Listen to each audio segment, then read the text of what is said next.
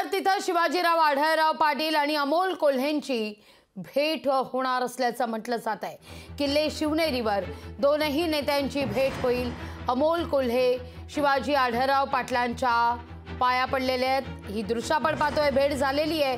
दोनही नेत्यांच्या भेटीमुळे राजकीय चर्चेला उधाण आलेलं आहे। शिरूर लोकसभेमध्ये अमोल कोल्हे विरोधात आढळराव पाटील अशी लढत होतीये, पण लोकसभा निवडणुकीतला हा सामना।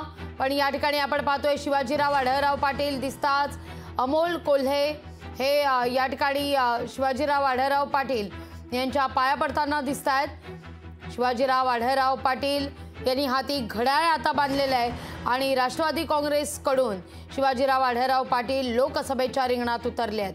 तर महायुतीकडून माफ करा महाविकास आघाडीकडून अमोल कोल्हे यांना या ठिकाणी उमेदवारी मिळण्याची शक्यता वर्तवली जाते।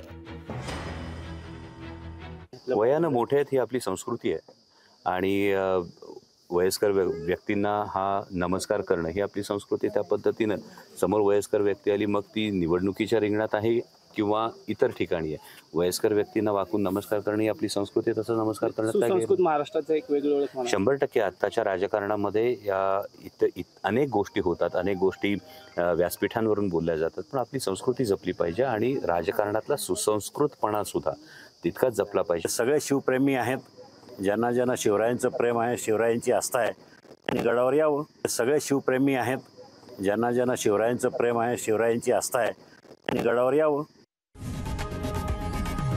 लोकशाही मराठी ऐका, पहा, जागरूक रहा।